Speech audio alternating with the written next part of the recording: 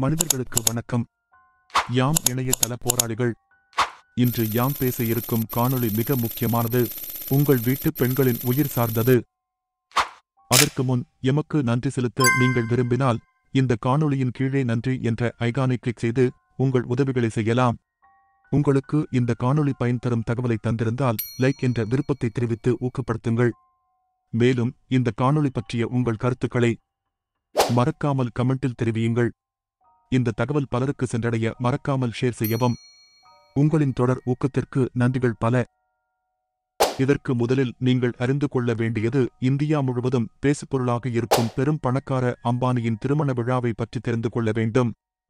இந்த திருமண விழாவிற்கும் இந்திய நாட்டு பெண்களின் உயிருக்கும் என்ன தொடர்பு என்று நீங்கள் சிந்திப்பது புரிகிறது. இந்த ஒரு திருமண விழாதான் இந்தியாவின் பல திட்டங்களை செயல்படுத்த இருக்கும் அடித்தளம். பல திட்டங்களில் முதலில் உயிர் சம்பந்த திட்டத்தை தேர்ந்தெடுத்து உங்களுக்கு விளக்க இருக்கிறோம். இந்த விழாவில் கலந்து கொண்ட பில் கேட்ஸ் தான் இதன் முதல் கதாநாயகன். பில் கேட்ஸ் என்ற கதாநாயகன் திருமண விழாவில் கலந்து சிறப்பிக்க முதல் காரணம் தடுப்பு மருந்து வணிகம். பில் கேட்ஸ் இந்த விழாவை மையப்படுத்திதான் அதிகார வர்க்கத்தில் உள்ள அனைவருக்கும் பணம் கொடுத்து தடுப்பு மருந்தை இந்தியாவில் பிரபலப்படுத்தப் போகிறான். அப்படியென்ன தடுப்பு மருந்து? அது என்னவெல்லாம் செய்யப் போகிறது? எப்படி இங்கு அதை உங்கள் பெண்களிடம் கொண்டு சேர்க்கப் போகிறார்கள் என்பதை பற்றித்தான் இந்த காணொளியில் விரிவாக எடுத்துரைக்க உள்ளோம். மனிதர்களை கட்டுப்படுத்த ஆளும் வர்க்கம் எப்போதும் இரண்டு உணர்வுகளை வைத்தே திட்டங்களை நிறைவேற்றும். அந்த உணர்வுகள் பயம் மற்றும் ஆசை. இதில் தற்போது எதிரிகள் கையில் எடுத்திருப்பது பயம் என்ற உணர்வைதான். அந்த பயத்தின் நவீன கால மருத்துவ பெயர்தான் கர்ப்பப்பை புற்றுநோய். இனி ஊடகங்கள், திரைப்பிரபலங்கள், படங்கள் என அனைத்து மாஸ் மீடியாக்கள் மூலமும் கர்ப்பப்பை புற்றுநோய் பற்றிதான் பயமுறுத்துவார்கள். 9 வயதிலிருந்து 15 வயதிற்குட்பட்ட பெண் குழந்தைகள் அனைவருக்கும் தடுப்பு மருந்தை எடுத்துக்கொள்ள வலியுறுத்துவார்கள். அரசாங்கமும் இனி வழிய வந்து இந்த தடுப்பு மருந்தை திணிக்கும். அதற்காக பெரும் பணத்தை கமிஷனாகவும் அதன் பேரங்களை பேசி முடிக்கவும் ரகசிய சந்திப்பு அவசியமாகிறது. அந்த சந்திப்பை எளிமையாக்கத்தான் அம்பானியின் திருமண விழா பயன்படுகிறது. இந்த விழாவின் மூலம்தான் தற்போது இதற்கான பேரங்கள் பேசி முடிக்கப்பட்டு பெருவாரியான பணம் கைமாற இருக்கிறது. முதலில் கர்ப்பப்பை புற்றுநோய் ஏற்படுத்தும் வைரஸை பற்றி தெரிந்து கொள்வோம். ஹியூமன் பாப்பில்லோமா என்ற வைரஸால் ஏற்படுவதே கர்ப்பப்பை வாய் புற்றுநோய். பொதுவாக பலருடன் பாலியல் உறவு கொள்வோருக்கு கர்ப்பப்பை புற்றுநோய் என்பது கருப்பை வாயை பாதிக்கும் ஒரு நோயாகிறது. இது யோனியுடன் இணையும் கருப்பையின் கீழ்ப்பகுதியில் உருவாகக்கூடியது. கர்ப்பப்பை வாயில் உள்ள செல்கள் பெரிதாக வளர்ந்து கட்டிகளை உருவாக்குவதே இதன் அறிகுறியாகும். இந்தியாவில் இதன் நிகழ்வு மற்றும் இறப்பு விகிதம் முறையே 55 வயது முதல் 59 வயதுடைய இந்திய பெண்களிடையே 0.047% நிகழ்வு விகிதமாகவும் இறப்பு விகிதமாக 0.0092% ஆகவும் உள்ளது. நிகழ்வு மற்றும் இறப்பு விகிதம் இவ்வளவு மிக குறைவாக இருக்கிற இந்த நோய்க்கு ஏன் அனைத்து பெண் குழந்தைகளுக்கும் தடுப்பு மருந்து போட வேண்டுமென்று நீங்கள் சிந்திக்க வேண்டும். தேவையில்லாமல் போடப்படும் ஒரு தடுப்பு மருந்து எவ்வளவு பக்க விளைவுகளை ஏற்படுத்தும் என்பதற்கு ஏராளமான உதாரணங்கள் உள்ளன. முதலில் இந்த கர்ப்பப்பை புற்றுநோய் என்பது அனைவருக்கும் வருவதல்ல. பெரும்பாலும் ஒன்றுக்கும் மேற்பட்ட உடலுறவு கொள்ளும் பெண்களில், அதிலும் பலவீனமான மிகச்சிலருக்கே வர வாய்ப்புள்ளது.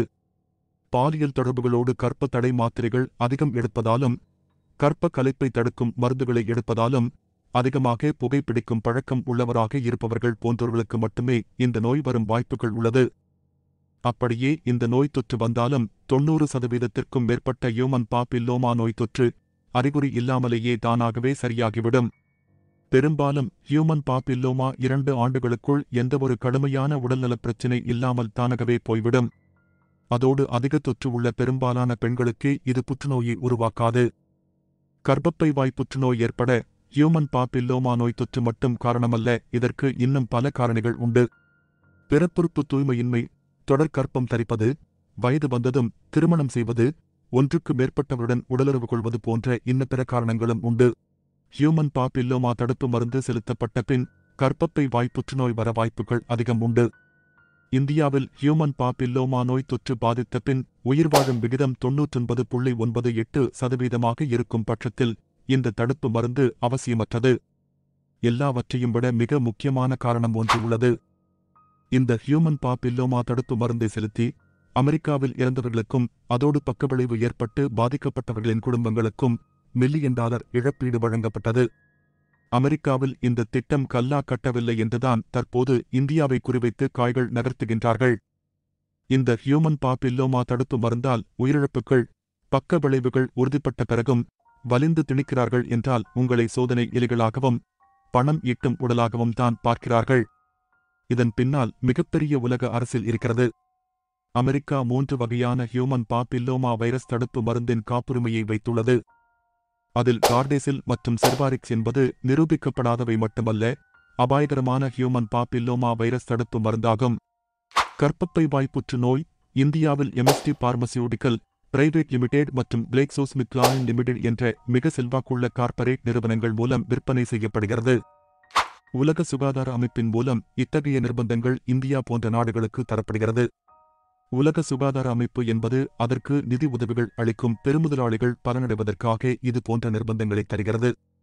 இந்தியாவை பொறுத்தவரை கார்டேசில் மற்றும் சர்வரிக்ஸ் எனும் 2 வகையான ஹியூமன் பாப்பில்லோமா தடுப்பு மருந்து பயன்பாட்டில் உள்ளன. முதலில் 2009ஆம் ஆண்டு ஆந்திரா மற்றும் குஜராத் மாநிலங்களில்தான் ஹியூமன் பாப்பில்லோமா தடுப்பு மருந்து அறிமுகப்படுத்தப்பட்டது.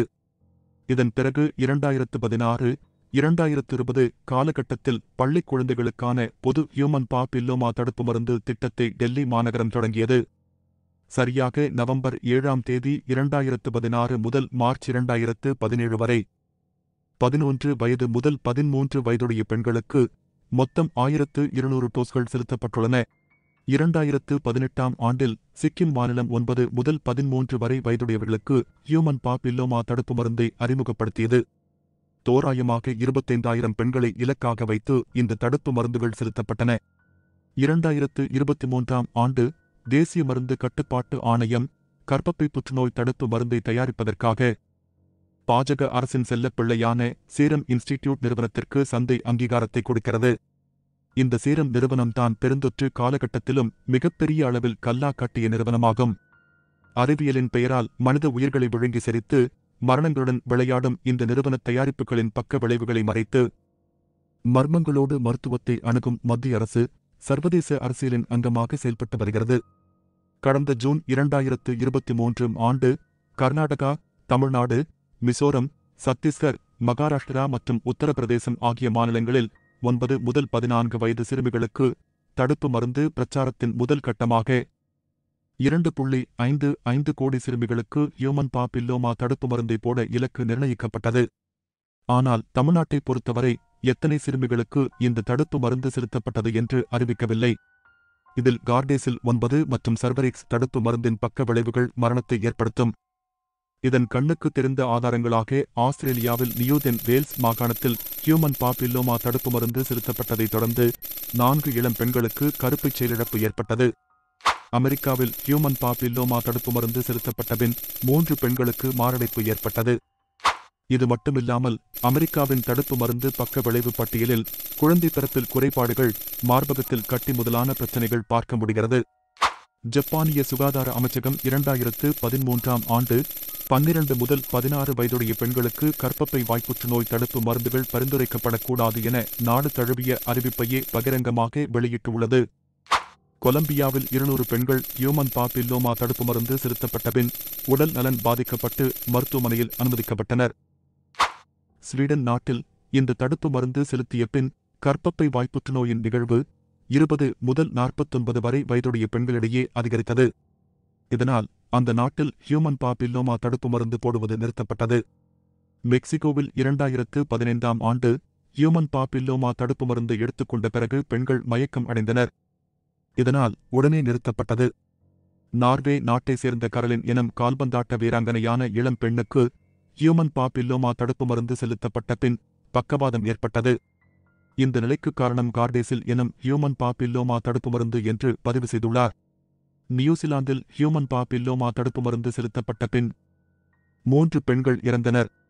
அயர்லாந்தில் கிட்டத்தட்ட 650 சிறுமிகளுக்கு ஹியூமன் பாப்பில்லோமா தடுப்பு மருந்து செலுத்திய பின் மருத்துவ சிகிச்சை தந்து காப்பாற்ற வேண்டிய இக்கட்டுக்கு தள்ளப்பட்டனர். 2009ஆம் ஆண்டு அன்றைய ஆந்திராவில் உள்ள கம்மம் மாவட்டத்தில் சுமார் 16,000 பழங்குடியின சிறுமிகளுக்கு இந்த தடுப்பூசி செலுத்தப்பட்டது.